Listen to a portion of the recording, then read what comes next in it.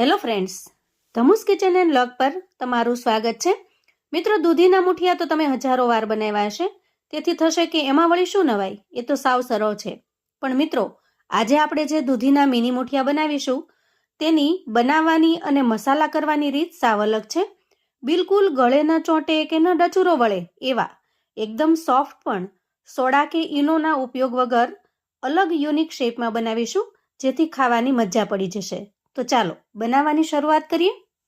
દૂધીના mini muthiya બનાવવા માટે આપણે અહીંયા 200 ગ્રામ જેટલી દૂધી લીધી છે. હવે દૂધી ઉપરની છાલ કાઢી એને એકદમ સરસ રીતે ખમણી લઈશું. જુઓ, અહીંયા દૂધીનું આપણે આ રીતે ખમણ બનાવી લીધું છે અને ખમણી છે એ મીડિયમ માપની લેવાની છે, એકદમ ઝીણી ખમણી નહીં લઈએ. હવે આજે આપણે જે મુઠિયા બનાવીશું એકદમ યુનિક અને અલગ રીતથી બનાવીશું. તો દૂધીને ખમણ્યા પછી આપણે ગેસ તરફ જઈશું અને હવે ગેસ ઓન કરી ગેસ ઉપર આપણે એક પેન મૂકીશું. ત્યાર પછી પેનની અંદર આપણે એક નાના ચમચા જેટલું તેલ લેવાનું છે અને તેલ થોડું ગરમ થાય એટલે એક નાની ચમચી જેટલું જીરું ઉમેરી દઈએ અને સાથે સાથે ચપટી જેટલી હિંગ પણ ઉમેરીશું.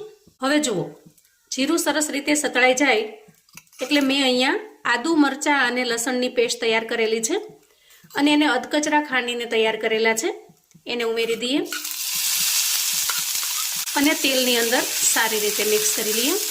આ રીતે આદુ, મરચાં અને લસણની પેસ્ટ ઉમેરવાથી મુઠિયાની અંદર એનો ટેસ્ટ ખૂબ જ સરસ આવશે. હવે મરચાં થોડા સતળાઈ જાય એટલે આપણે ખમણીને તૈયાર કરેલી દૂધી ઉમેરી દઈએ. દૂધીને ખમણ્યા પછી દૂધી ખૂબ ઝડપથી કાળી પડવા લાગે છે, જેથી આ સ્ટેપને આપણે ફટાફટથી કરી લેવાનું. હવે અહીંયા થોડું અમથું દૂધીના ભાગ જેટલું મીઠું ઉમેરીશું અને આ રીતે થોડી વાર સાતળી લઈશું. તો મિત્રો, અહીંયા તમે નોટિસ કર્યું હશે કે દૂધીને ખમણ્યા પછી આપણે એના અંદરથી પાણી કાઢ્યું નથી, કેમ કે આ રીતે તેલની અંદર સાંતળી લેવાથી એનું બધું જ મોઇસ્ચર એટલે કે પાણી છે એ બળી જશે અને દૂધી થોડી સોફ્ટ પણ થઈ જશે. તો અંદાજે અડધી મિનિટ સુધી ઢાંકી અને સારી રીતે થવા દઈએ. થોડી વાર પછી તરત જ ચેક કરી લઈશું. જુઓ, અહીંયા દૂધી એકદમ કૂણી હોવાથી ખૂબ ઝડપથી સરસ રીતે શેકાઈ ગઈ છે અને થોડી સોફ્ટ પણ થઈ ગઈ છે. હવે અહીંયા ગેસની ફ્લેમને આપણે બંધ કરીશું અને આ મિશ્રણને થોડું ઠંડુ થવા દેશું. હવે મિશ્રણ થોડું ઠંડુ થાય એટલે મિશ્રણને આપણે એક મોટા વાસણની અંદર ટ્રાન્સફર કરીશું. હજી થોડું ગરમ છે. હવે મિશ્રણ થોડી વારમાં સરસ ઠંડુ થઈ જશે, ત્યાં સુધીમાં આપણે બાકીના મસાલા કરી લઈએ. તો સૌથી પહેલાં લઈશું 1 વાટકી જેટલો ઘઉંનો લોટ, જે ખાસ કરીને આપણે રોટલી કરવા માટે વાપરતા હોઈએ એ જ સામાન્ય લોટ લેવાનો છે. અને ત્યાર પછી લઈશું 1 વાટકી જેટલો ઘઉંનો કરકરો લોટ, એટલે કે જે ભાખરી કરવા માટેનો લોટ વાપરતા હોઈએ એ લોટ લેવાનો છે. તમારી પાસે જો ઘઉંનો લોટ અવેલેબલ ન હોય તો 2 વાટકી જેટલો સાદો ઘઉંનો લોટ લઈ એના અંદર અડધી વાટકી જેટલો રવો ઉમેરી દેવાનો, એટલે કે જે ઝીણી સૂજી આવે છે એ ઉમેરી દેવાની. એનાથી લોટનું ટેક્સચર એકદમ સરસ કરકરું હોય એવું થઈ જશે. અને ત્યાર પછી ઉમેરીશું 2 મોટી ચમચી જેટલો ચણાનો લોટ. ચણાના લોટનો ટેસ્ટ મુઠિયાની અંદર ખૂબ જ સરસ આવે છે. હવે કરીશું થોડા વધારાના મસાલા. 1 ચમચી જેટલું જીરું ઉમેરીએ, 1 ચમચી જેટલા અજમા ઉમેરીશું અને 1 ચમચી જેટલી વરિયાળી ઉમેરીશું. તમે જો વરિયાળી ક્યારેય ન નાખતા હોય ને તો એક વખત નાખીને ટેસ્ટ કરજો, એકદમ અમેઝિંગ ટેસ્ટ લાગશે. અને 1.5 થી 2 ચમચી જેટલા તલ ઉમેરીશું. હવે કરીશું સૂકા મસાલા. 1 ચમચી જેટલું લાલ મરચું પાવડર લઈશું. તીખાશ માટે મેં અહીંયા જે લીલું મરચું લીધું છે એ થોડું તીખું હતું, જેથી મેં અહીંયા લાલ મરચું પાવડર 1 ચમચી જેટલું ઉમેર્યું છે. તમારે જેટલું સ્પાઇસી બનાવવું હોય એ રીતનું લીલું મરચું અથવા તો આ લાલ મરચું લેવાનું છે. અડધી ચમચી જેટલી હળદર ઉમેરીશું, અડધી ચમચી ધાણા જીરું પાવડર, સ્વાદ પ્રમાણે મીઠું ઉમેરીશું. તો દૂધીને જ્યારે આપણે શેકી છે ત્યારે એના અંદર મીઠું લીધેલું છે, તો મીઠાનું પ્રમાણ આપણે એ રીતે રાખવાનું છે. અને છેલ્લે ઉમેરીશું 1 વાટકી જેટલું દહીં. આ દહીં છે એ સાવ મોળું નથી અને બહુ ખાટું પણ નથી, તો એ રીતનું મીડિયમ ખટાશવાળું દહીં ઉમેરીશું. તમારી પાસે જો મોળું દહીં હોય તો થોડી ખટાશ લાવવા માટે અડધા લીંબુનો રસ પણ ઉમેરી શકાય. અને દહીંની ખટાશને બેલેન્સ કરવા માટે, થોડો ચટપટો ટેસ્ટ લાવવા માટે થોડી ખાંડ ઉમેરીશું. તમારે ખાંડ જો ન ઉમેરવી હોય ને તો તમે સ્કીપ પણ કરી શકો છો, પણ આ રીતે ખાંડ ઉમેરવાથી ટેસ્ટ બેલેન્સ થશે અને થોડો ખાટો અને મીઠો બંને ટેસ્ટ મિક્સ થશે. હવે આ બધી જ વસ્તુને આપણે ખૂબ સરસ રીતે મિક્સ કરી લેવાની છે અને પાણીનો બિલકુલ ઉપયોગ કર્યા વગર લોટ બાંધી લેવાનો છે. તો જુઓ, અહીંયા કોઈ પણ વસ્તુની વધઘટ થયા વગર એકદમ પરફેક્ટ રીતે લોટ બંધાઈ ગયો છે. હવે થોડું તેલ નાખી અને સરસ રીતે કૂણવી લઈશું. અહીંયા 2 વાટકી ઘઉંના લોટની સામે 1 વાટકી જેટલું દહીં એકદમ પરફેક્ટ બની રહેશે. જુઓ, આ રીતનું મિશ્રણ બનીને તૈયાર થશે, જે બહુ કઠણ પણ નથી અને સાવ ઢીલું પણ નથી. હવે લોટ બંધાઈને તૈયાર છે તો ફટાફટથી આપણે એમાંથી મુઠિયાનો શેપ આપી દઈએ, કેમ કે જેમ જેમ લોટ પડ્યો રહેશે એમ દૂધીમાંથી પાણી છૂટતું જશે અને લોટ ઢીલો થતો જશે. તો હવે બંને હાથની હથેળીઓને ઓઇલથી ગ્રીસ કરી લઈએ અને થોડું અમથું પોષણ આપણે લોટમાંથી લઈશું.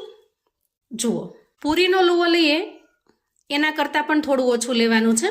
ત્યાર પછી એને ગોળ આ રીતે બોલ્સ બનાવી લઈએ અને ગોળ બોલ્સ બન્યા પછી આ રીતનો શેપ આપી દેવાનો છે. જુઓ, આ રીતે આંગળી વચ્ચે રાખતા બંને આંગળી વચ્ચે સમાય એવડા મુઠિયા આપણે બનાવવાના છે. આ રીતે થોડો અલગ શેપ આપવાથી નાના મોટા સૌને ખૂબ પસંદ આવશે. બધા જ મિશ્રણમાંથી આપણે આ રીતે મુઠિયા બનાવીને તૈયાર કરી લીધા છે. હવે તૈયાર થયેલા મુઠિયાને આપણે આ રીતે કોઈ કાણાવાળી ડીશ કે પ્લેટ લઈ એમાં સેટ કરીશું. તો જે કોઈ ડીશ કે પ્લેટ લઈએ એને ખૂબ સરસ રીતે પહેલાં ઓઇલથી ગ્રીસ કરી લઈએ, જેથી તળિયે મુઠિયા ચોંટી ન જાય. અને ત્યાર પછી આ રીતે થોડા થોડા દૂર રાખી અને સેટ કરી લઈએ. થોડા ડિસ્ટન્સમાં ગોઠવીશું તો બધી બાજુથી એકદમ સરસ સ્ટીમ થઈ જશે અને બિલકુલ કાચા પણ નહીં રહે. એકદમ સરસ રીતે આપણે સેટ કરી દીધા છે. હવે જુઓ, અહીંયા ગેસ ઉપર મેં અગાઉથી જ પાણી ગરમ થવા માટે મૂકી દીધું છે. તો તૈયાર કરેલી પ્લેટને આપણે એના ઉપર સેટ કરીશું અને એના ઉપર ઢાંકણ ઢાંકીશું અને ગેસની ફ્લેમને મીડિયમ પર રાખી આ રીતે 10 થી 15 મિનિટ સુધી ખૂબ સરસ રીતે સ્ટીમ થવા દઈએ. અને જ્યાં સુધીમાં મુઠિયા સરસ રીતે સ્ટીમ થાય છે ત્યાં સુધીમાં આપણે એના માટે એકદમ સરસ ચટપટી ચટણી બનાવી લઈએ. આપણે આજના મુઠિયા માટે એકદમ ટેસ્ટી એવી ગ્રીન ચટણી બનાવી લઈશું. તો એના માટે સૌથી પહેલા કોથમીર લઈશું. આદુના એક નાના ટુકડાને સમારીને ઉમેરી દઈએ, થોડું લીલું મરચું ઉમેરી દઈએ અને 2 ચમચી જેટલું દહીં ઉમેરી દઈએ.